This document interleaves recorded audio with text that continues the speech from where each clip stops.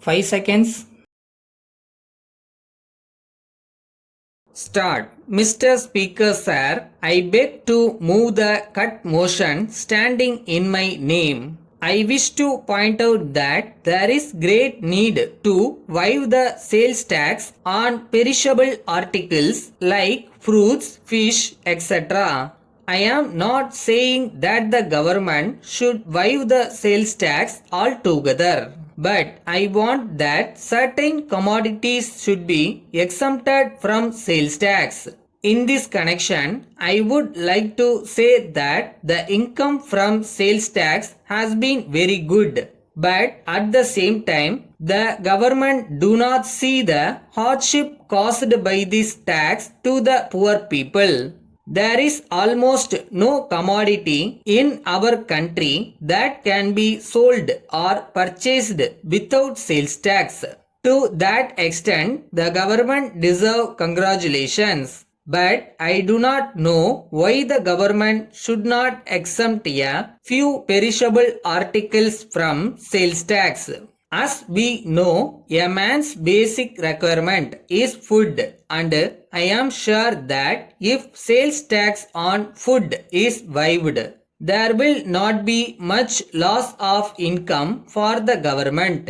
We have no quarrel with the government if they come forward to impose a higher rate of sales tax on luxuries. There are certain luxuries like motor car, diamond and gold.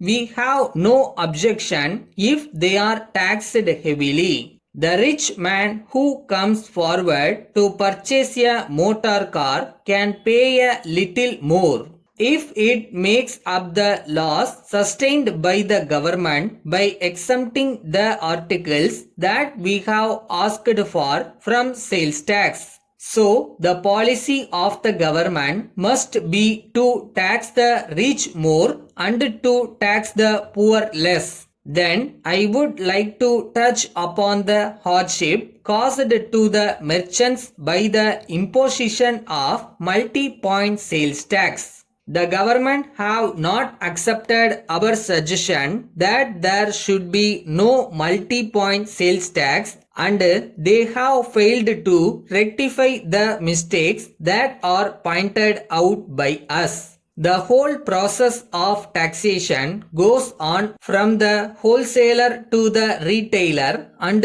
from the retailer to the consumer. If this is the state of affairs, the government can easily imagine the amount of hardship caused to the people. The government may come to the conclusion that at every stage of these transactions, they get some income, so far as the finances of the government are concerned. It may be a sound principle, but the government must also consider how much the people are affected. Sound canons of public finance lay down that any tax must be so collected that the people who pay the taxes do not feel any hardship. I therefore feel that every commodity that is subjected to sales tax in our country should be taxed at only one point. The finance minister was pleading yesterday that if the officials were not vigilant enough to see that the commodity was taxed at the first point, it was likely to be brought to the consumer without being taxed. But the government need not think that their officials will be so careless. The finance minister was good enough to mention yesterday that there were a few commodities like cotton and cigarettes which were being taxed at one stage only. I would ask him whether these are the only commodities that go to make up the living of a man. There are many other commodities which are necessary for the mere existence of man. They must therefore be exempted from sales tax. Once again, I finally plead with the government that they should consider the desirability of waiving tax at least on perishables like vegetables, fish and fruits. Letter from Raghu and Company, Bangalore to Mrs. Rao and Company, Madurai. Dear sirs, we thank you for your order number 12 dated the 3rd August for transmission bills of various sizes, but we regret very much to advise you of our inability to execute the order within a fortnight as requested by you. We would like to inform you that in recent months there has been a great rush of orders for our goods, and in spite of our best efforts, we have not been able to cope with them successfully. As a matter of fact, our factory is fully booked with orders already on hand, and we think that it will take at least a month to clear them. However, we would like to point out that we are making every effort to speed up delivery of goods, and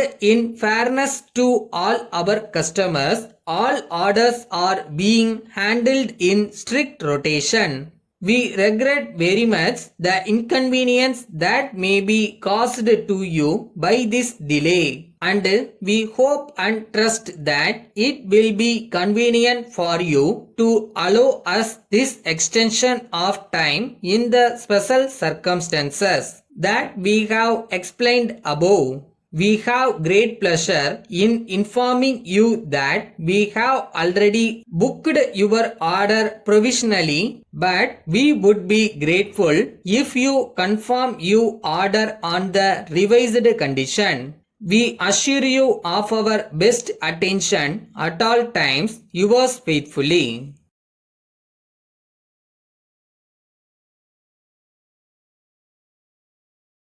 இந்த achievement அப்படின்றலாம் பெரிய விஷயம் இல்லை. உழைச்சா போதும், கண்டிப்பாக நடக்கும். அது எப்படி நடக்கும்லாம் தெரியாது, அது ஒரு மேஜிக் மாதிரி தான்.